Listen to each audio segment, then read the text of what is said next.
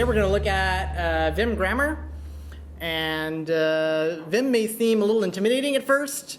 There's a lot of keystrokes to learn, but there's actually a lot of logic to it. And you only need to learn a very few keystrokes to be able to become really good and do some pretty powerful stuff with that. So let's take a look. VIM command can be really cryptic. You get something like this, CIT, then some text, escape, a bunch more letters. What is this? It's changing this bit of HTML with a list element into a table row with one table cell. But you would never have guessed that reading that command. What was that? What did we just see? So VIM is grammar, just like English. And if we want to go a little bit of background, English, a very simple English phrase or sentence has a subject, verb, and an object. So something like, I love VIM, I'm the subject, I'm doing an action, which is a verb, and VIM is the object. So in VIM, it's very similar. VIM has the idea of commands and motions. You can think of them as verbs and nouns. So we're doing something to a particular part of our document. So a very simple command right here, DW, we're deleting a word. And that will just go through and delete the word, or delete till the end of the word from the current cursor. So the first thing you need to learn when looking at VIM grammar is motions. Motions move your cursor, and they're how you get around in VIM. Right? They're typically the first thing you learn when you start learning about VIM. Things like HJKL, which are like the arrow keys in VIM. They move you around.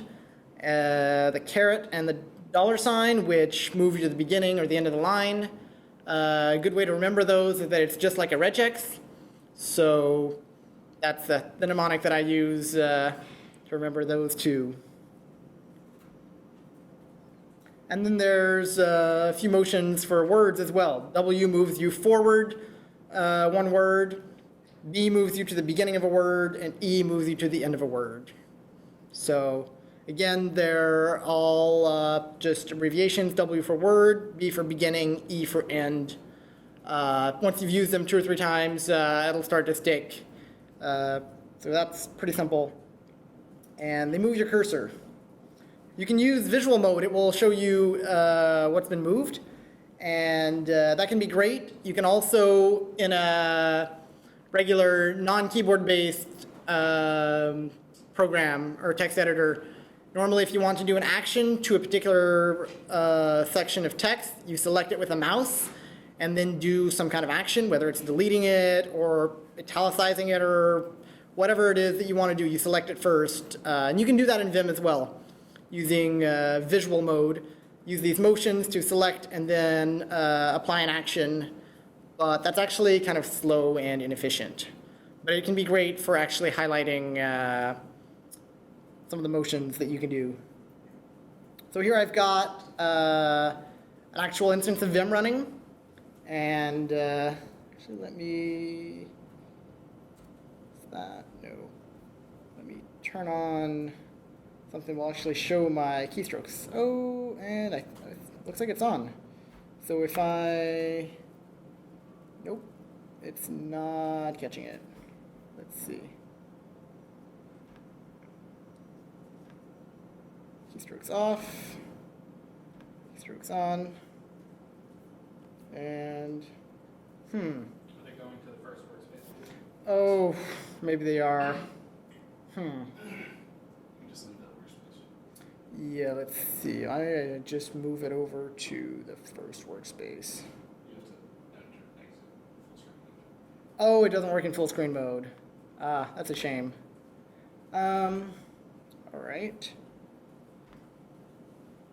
Now I'm out of full screen mode, and okay, now it's capturing it. So it's the full screen mode that was causing the issue. By the way, this is going to be a very informal talk, so feel free to stop me at any point if you've got questions and would like to figure out what I'm doing if I'm going too fast through some of these keystrokes.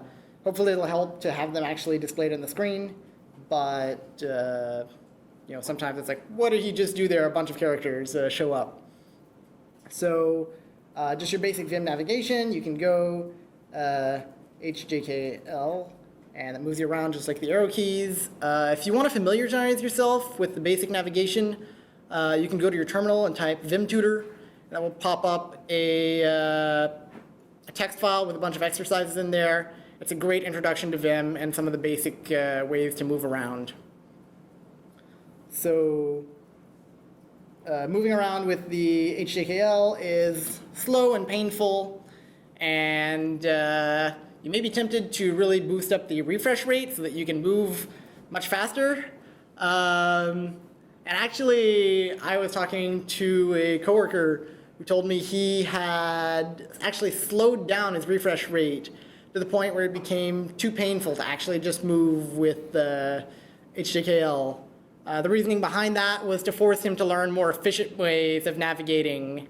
And I tried it a little bit, and it definitely helped me become a much better at navigating around in Vim. So if moving around by one character at a time is too painful, you can move by word. So using W moves you to the next word. Notice that the cursor is now at the beginning of the next word. If I hit B, it brings me to the beginning of the previous word, while E will take me to the end of the current word. If I go into, so I'm currently in normal mode. You can think of this almost as the mode where you can issue commands. Vim has also an insert mode where typing keys just puts in text. And then visual mode highlights things. So if I go into visual mode with V, now I'm in visual mode. You can see down in the lower corner here, it's highlighted which mode I'm in. And now if I were to go back with B, you see it's highlighted one word right there. So I could then highlight multiple lines and do things to them. However, that's kind of an inefficient way of working. So I'm going to show you a better way to do this. And you can go back to normal mode from just about anything using escape. So now that we've looked at a few motions, how to move around inside the text, let's look at some verbs, some commands. So some common ones that you'll use all the time are D for deleting, but that also acts as a cut if you're wanting to cut and paste. D deletes, but it also puts it into your memory or your clipboard. C will change. It deletes the text, but also drops you into insert mode. That way you don't have to delete and then enter insert mode. That's extremely convenient. Y will yank for copying. Equals will auto-indent, while the angle brackets will indent to the left or the right, depending on which one you did. So to actually use them, if you do a command twice, it will operate on the current line.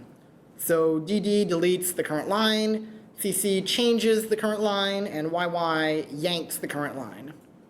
So pretty simple so far. The power of these comes with combos.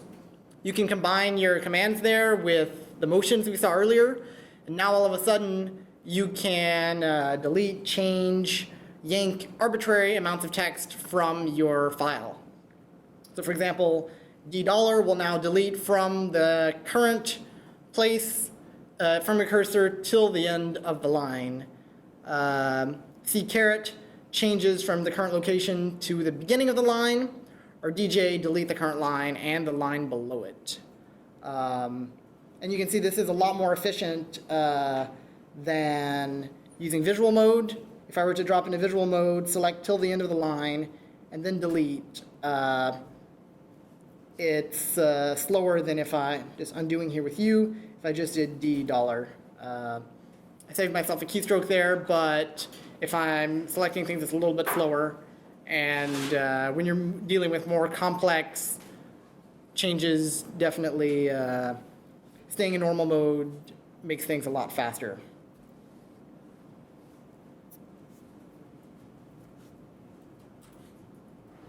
Composite motions. So the motions I've shown so far are very basic, but sometimes just moving forward a word or till the end of the line is just not fine-grained enough. If you want to move to a really arbitrary place in the text, you've got T and F, which will move you till a particular character or find a particular character. The difference is that T does not include the character that you search for, while F does. So F is an inclusive search, while T is exclusive. And again, they can be comboed with commands. So DTL will delete from the current cursor location till the first occurrence of L, but will not delete the L itself. While CFE will change up to, but will also include the E. It will remove it as well. So if we were to go here and say, let's say we're in the middle of the word somewhere, and we decide that we want to change this somehow, but just the middle part of the word. So we want to change the next three letters. We could say CTT, and actually that's changing the next two letters because I use till, which will not include the T, and then I could type something. If I undo that and instead did CFT, notice now the T is gone. So that allows you to move pretty much any arbitrary place in a word. That's not all, however. It's still kind of limiting with just those commands or just those motions, because it's great if you want to change a word or change an entire line or maybe change an arbitrary part in a word or in a sentence. But usually you want to do more than that. And this is where modifiers come in. When you need to do more than one, you can add a number, and it will do whatever action you wanted over multiple instances of that modifier, or rather the motion. So for example, D3J, instead of just deleting the line below, now deletes 3 lines below it. Or D4T parenthesis will delete from the current cursor location all the way till the 4th parenthesis. This can be useful when you're, say, inside a bunch of nested parentheses and you're trying to delete a bunch of them. That becomes quite useful. I use it the most, of course, when deleting multiple lines. If I want to delete to a particular point, you just say delete, the 5 lines below my current cursor location, and boom, it's gone. It's definitely a lot faster than going into visual mode, and then, okay, let's see, that's roughly about it, and then move to the end of the line, and then delete this, and then I forgot to select the beginning of this line, so delete that. That's a little clunky, but I could just do here the 4J, and boom, it's gone.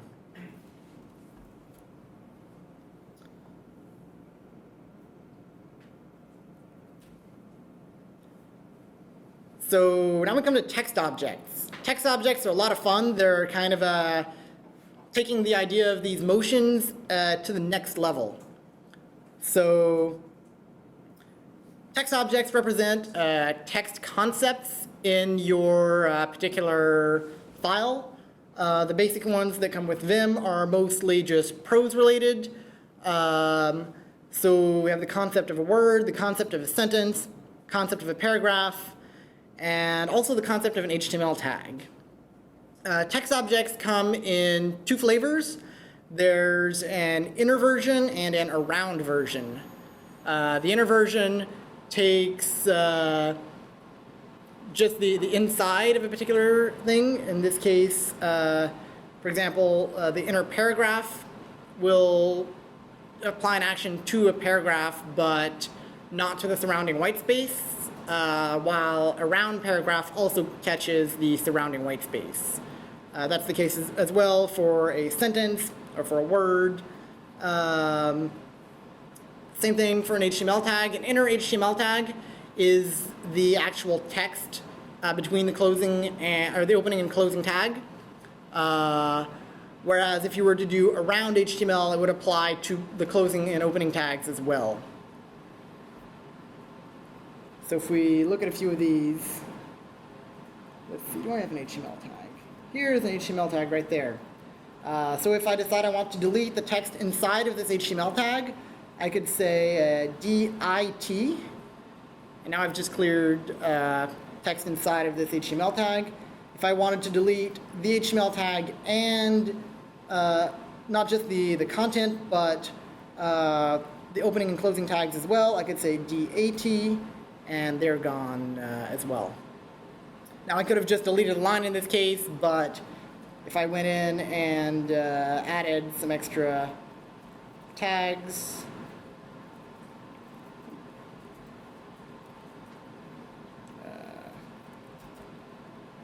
now if I want to say DAT, it removes the HTML tag I was in, both opening and closing tags, as well as its content.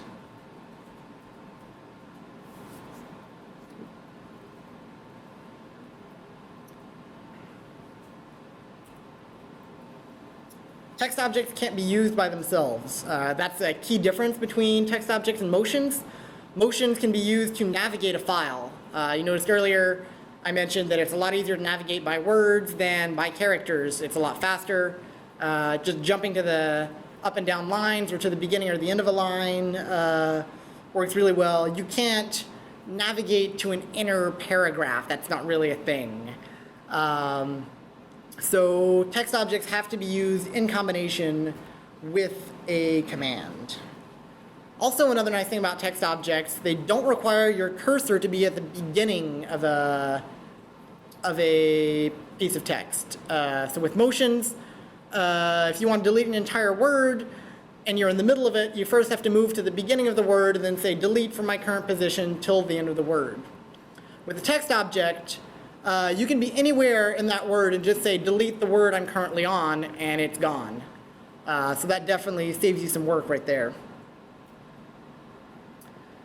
And just like motions, text objects can be combined with commands and with modifiers.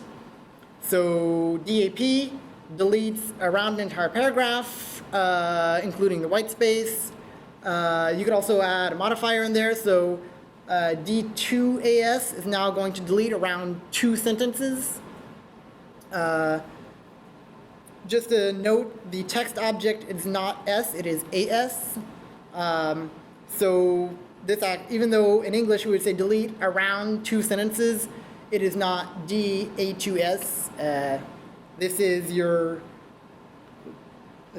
command right here, delete. This is how many of the text object, 2, and then the text object itself, AS. Delimiters could also be used for text objects. So delimiters can be parentheses, square brackets, angle brackets, curly braces, even quotes can be used as delimiters. And then you can say I or A with that delimiter, and you have a text object that you can now combine with an action. That's incredibly huge. Probably one of the most common things I do in Vim every day is something probably like this, CI parenthesis, where I just want to change the contents of the current parentheses I'm in. I don't have to say, oh, there are 4 words inside my parentheses, so I'll move to the beginning and then delete the next 4 words. I just drop anywhere inside of it, CI parenthesis, and now it is changing. And got a few here where I could just do DI parenthesis, and I just deleted it. If I wanted to change it, I could CI parenthesis and put something different.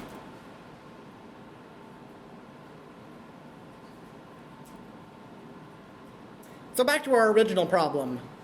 We've got this huge set of commands right there that change our list item into a table row with one cell, and it's still not really readable. So let's break it down piece by piece. So there are actually kind of three clauses to this set of commands. You can see they're broken up by calling escape, where we're going back to normal mode. So we've got this first one here, we're changing something and putting a value in. Then we've got a second clause right here. Again, changes something and goes back into normal mode. And then a third clause, once again, we're changing something. So if we look at them one by one, first we're adding TD inside of it. So CIT, changing inner tag, and then just the value that we're putting inside of it, and going back out to normal mode. And I've actually got it down here, so let's take a look at it doing it live. It doesn't matter where I am. I don't have to move inside the tag. I can be anywhere on it. CIT removes the inside of it and now drops me into insert mode. And then I just start typing. So I want to put a TD inside of that with a value, and then close the TD like so, and then escape, and I'm back into normal mode. And that's changed it from an LI with a value to an LI with a TD inside of it with a value. Second clause, we go to changing the closing tag, which we'll do live as well. So LL just moving over inside the angle brackets, and then CI angle bracket changes inside the angle bracket, once again dropping me into insert mode, and this is no longer a closed LI, it is now a closed TR. And once again, escape brings him back into normal mode. And then that final one, which is the caret moving me to the beginning of the line, and once again CI angle bracket, which changes inside the angle brackets, and TR. And there I've just changed a bunch of things without having to navigate a whole lot.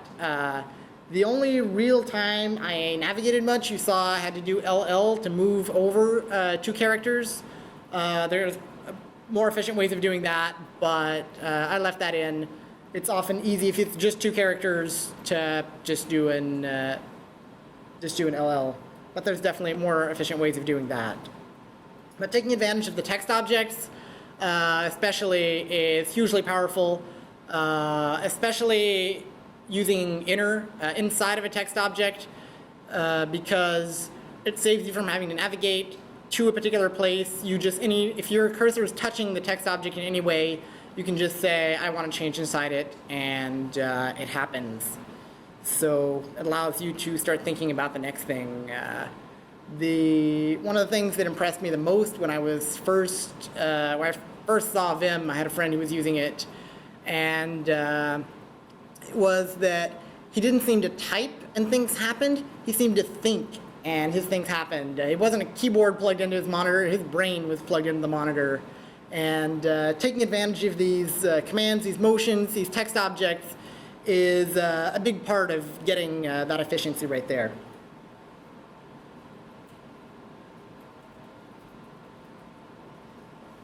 So that's basically it as far as vocabulary that Vim gives you.